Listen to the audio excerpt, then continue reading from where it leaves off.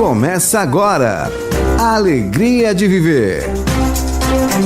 A apresentação, André Luiz Ruiz e Solange Godoy.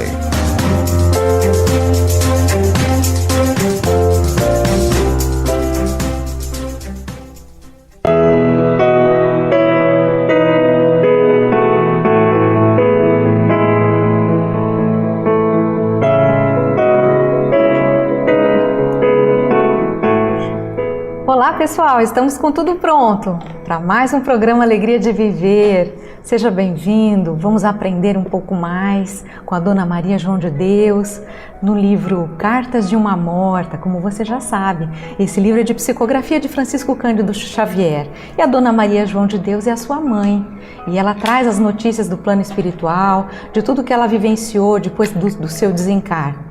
Então fique conosco, eu sou Solange Godoy, estaremos dando continuidade a esse livro e juntamente com o nosso querido André Luiz Ruiz. Como vai, André? Olá, Solange, olá, queridas irmãs, queridos irmãos. Esta alegria de voltarmos ao seu coração com a parte final desta obra tão expressiva, tão singela na sua maneira de escrever, na sua maneira de ser uma referência, mas ao mesmo tempo com muitas novidades, com muitas coisas que para o segundo livro que Chico Xavier recebeu é muito interessante. É um exercício daquilo que viria a ser depois a obra do Espírito André Luiz, contando as novidades do outro lado da vida. Mas para que você saiba que todos nós estamos trabalhando em função da sua felicidade, você vai receber o abraço dos nossos queridos Luiz Leite e Alailson Cunha.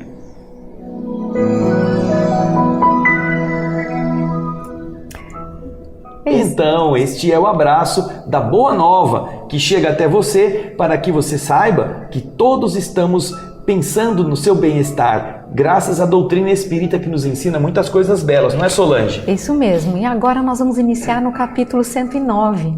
Acompanhe com a gente a leitura. O título desse capítulo se chama Nas Esferas Vizinhas da Terra.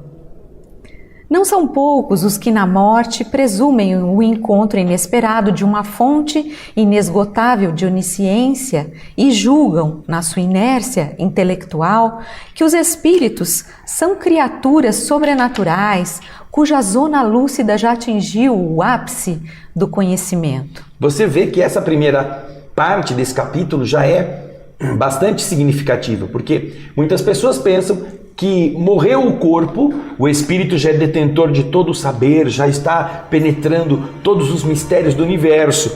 Por quê? Porque são pessoas ingênuas, não são intelectualmente preparadas para entender a realidade do outro lado e imaginam que os espíritos são criaturas assim, fantasmagóricas, sobrenaturais e que só porque deixaram a matéria, já podem ser ajudantes de Deus na administração do cosmos, não é? É uma leviandade naturalmente nascida do desconhecimento. Mas Dona Maria continua a falar neste capítulo. Vamos acompanhar o texto.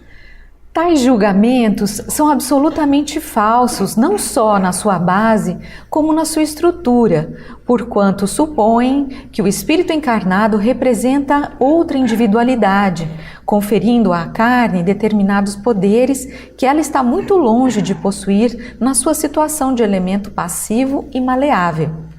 A matéria, com o seu complexo atômico, nada mais significa que um revestimento temporário, condição necessária à tangibilidade do ser. Todavia, somente quando as lesões orgânicas dentro das provações individuais geram obstáculos ao surto evolutivo da personalidade, tem ela uma zona de influência natural sobre o desenvolvimento moral dos indivíduos. Então ela está falando que quando a dor chega, quando o sofrimento toca a matéria, ela vai fazer com que o indivíduo que está temporariamente administrando aquele corpo passe por situações, passe por restrições que facilitarão o seu avanço moral. Enquanto ele não está sofrendo, a matéria é uma ferramenta que ele pode usá-la para aprender, para ganhar dinheiro, para trabalhar, para conquistar as suas pretensões afetivas, mas sempre estará como uma referência submetida à vontade do espírito.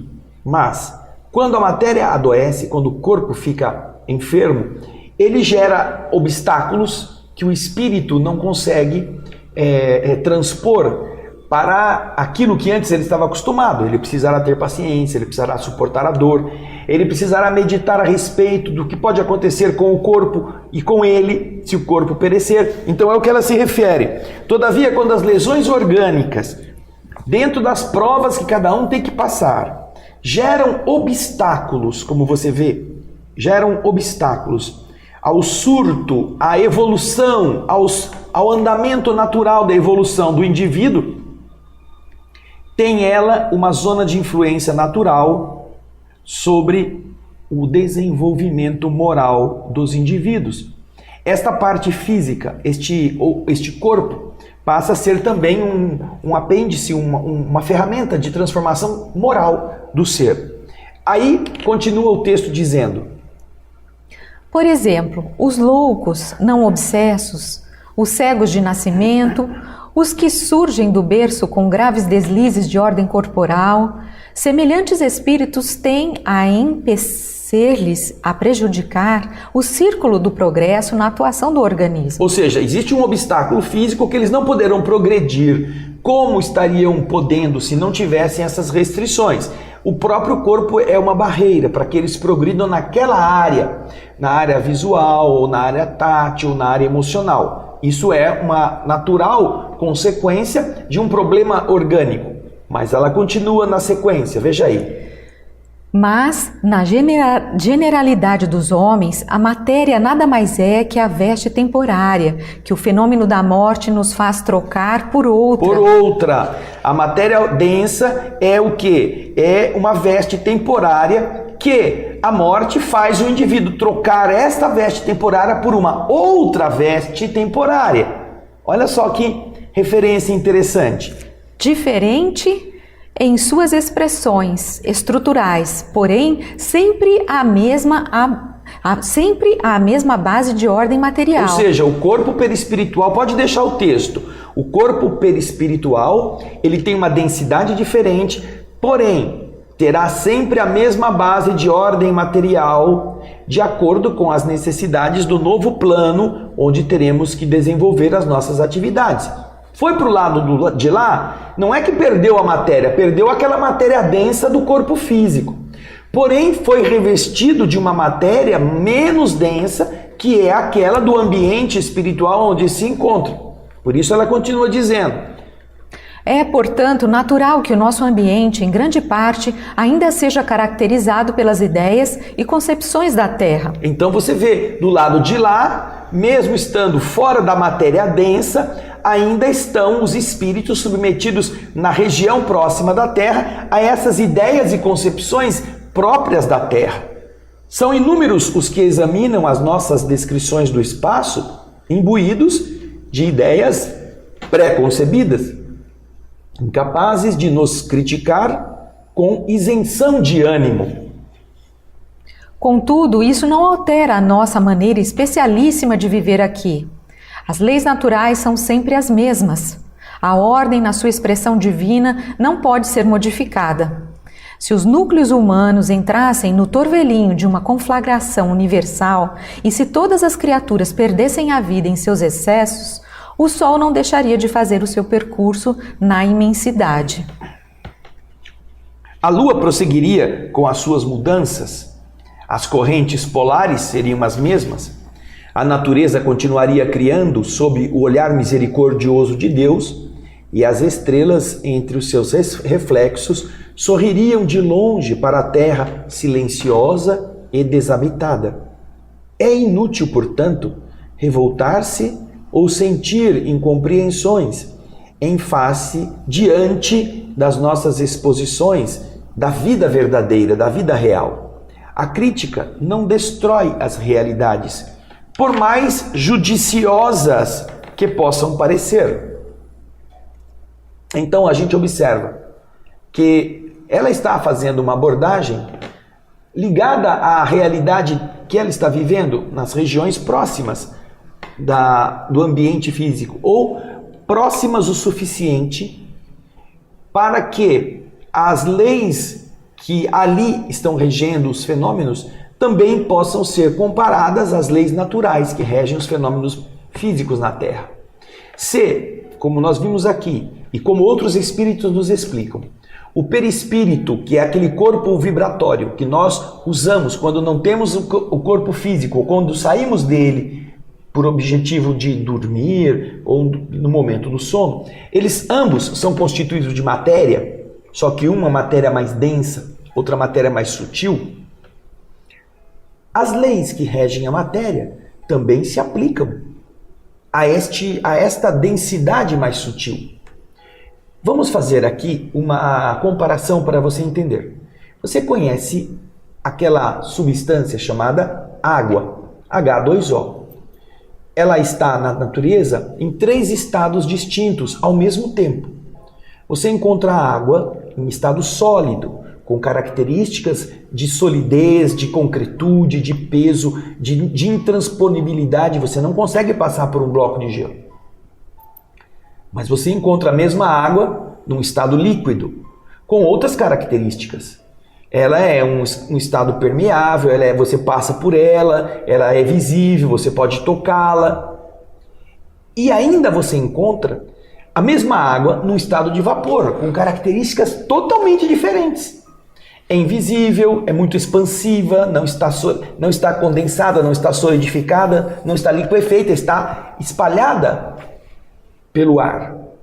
Você imagina que 1 litro de água, se você esquentá-lo, se você colocar um calor e ele começar a ebulir, e você conseguisse guardar aquela mesma quantidade de moléculas de água em um ambiente que tivesse a sua correspondência, você geraria em 1 litro de água 1.200 litros de vapor. De água no estado vapor. Para ver como ela se expande. 1.200 litros, 1 litrinho de água. Então, você vê que são características distintas. Porém, em cada uma dessas ambiências, a água está submetida às leis da natureza. A água está submetida à lei de gravidade, à termodinâmica, tudo isso ela está submetida. Assim também nós podemos entender por que Dona Maria está falando sobre a característica do perispírito, que também faz parte de um ambiente de matéria própria do mundo e da dimensão vibratória em que ela se encontra. As leis da natureza atuam sobre. Agora, naturalmente, que muitas pessoas que não entendem isso vão achar isso ridículo. Que, vocês estão aí falando de coisas que é uma invencionice. Não há problema, ela está dizendo, não tem problema. Quando vocês desencarnarem, vocês vão chegar aqui e vocês verão como funcionam as coisas. Agora, o fato de vocês alguns não acharem que seja verdadeiro, isso não altera a verdade. Se não existisse vida na Terra, o Sol continuaria iluminando, a Terra continuaria girando, não é? As correntes atmosféricas continuariam Se tudo fosse destruído, nada mudaria no universo. Continuaríamos todos do mesmo jeito. O Sol estaria aí do mesmo jeito e os planetas por aí. Agora nós vamos para um capítulo seguinte, não é, Solange? Capítulo 110, a vida em toda parte. Nossa vida aqui é o prolongamento da vida humana. Não existem vazios no universo. Todas as zonas interplanetárias estão repletas de vida em suas manifestações multiformes. Uma gota d'água encerra um universo infinitesimal, onde uma grande humanidade microscópica vive, trabalha e palpita. E olha, nós já estamos, inclusive na ciência moderna, fazendo essa constatação. A capacidade da vida estar em toda parte. Inclusive existe uma teoria que é muito aceita atualmente, que fala da panspermia. Panspermia é a teoria que conta que a vida veio para o nosso mundo nos corpos estelares que aqui se chocaram contra o ambiente da Terra. Os aminoácidos, aqueles princípios orgânicos que caíram no ambiente cósmico da Terra em formação, trouxeram em seu bojo os germes da vida. Como ela está dizendo, a vida existe em toda parte.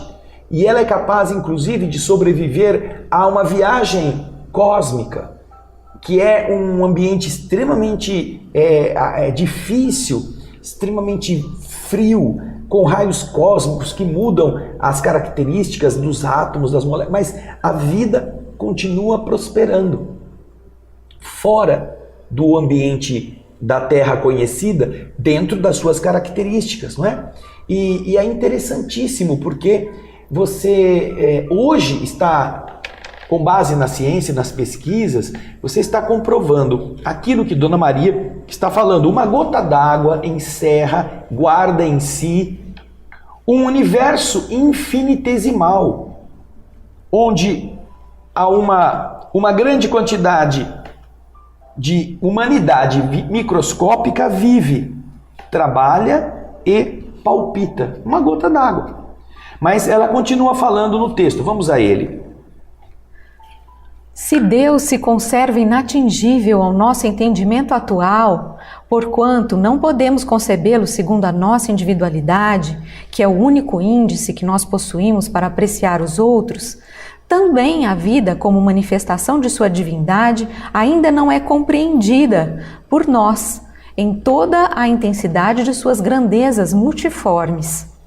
Aqui desenrolam-se as nossas atividades à maneira dos homens, e nessa segunda zona onde me encontro e aguardo oportunidade feliz para reencarnar-me na Terra, apenas o que observo é que os homens são mais aperfeiçoados em seu modo de sentir, considerando-se totalmente eliminado a hipótese de guerras e dizimações de quaisquer obras.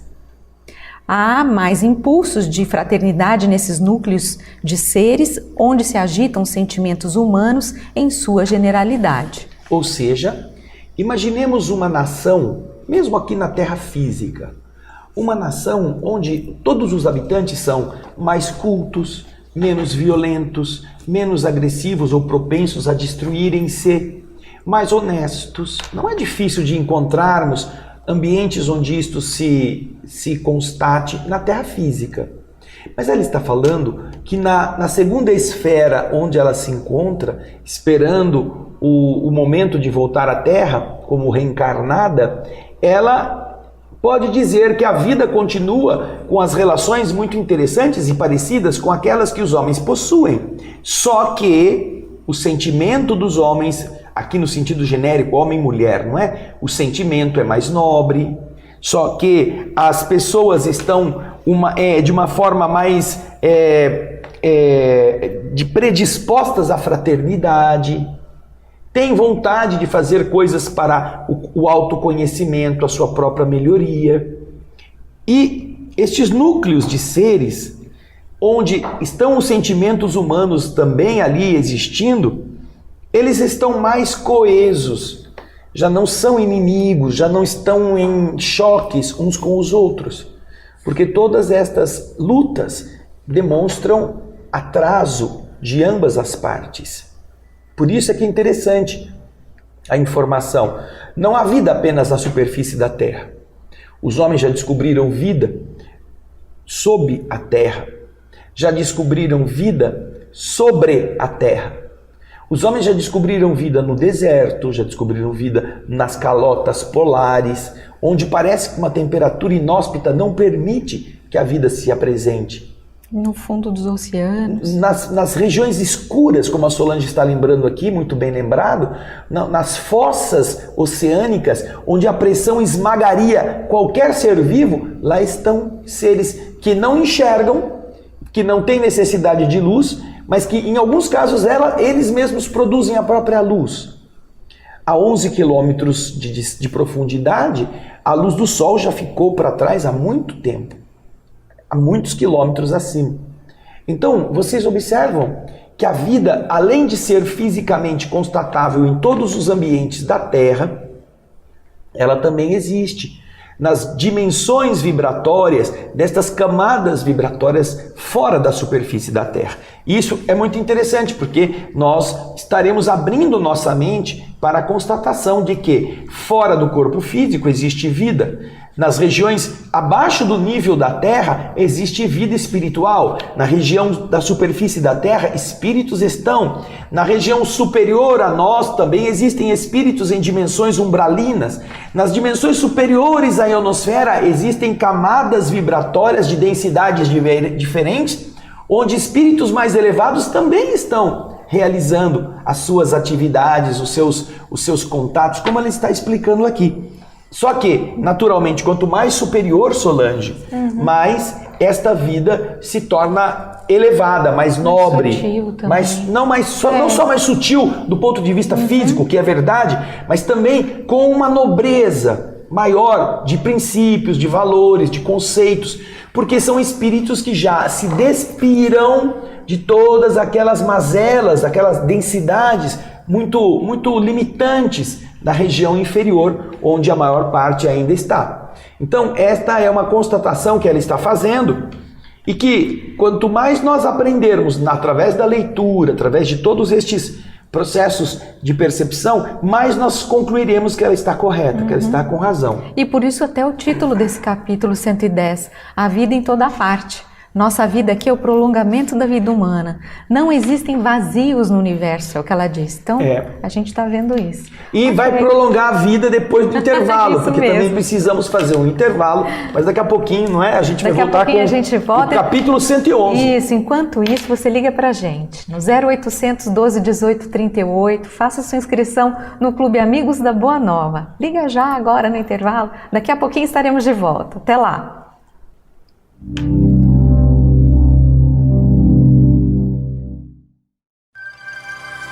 Estamos apresentando um programa Alegria de Viver.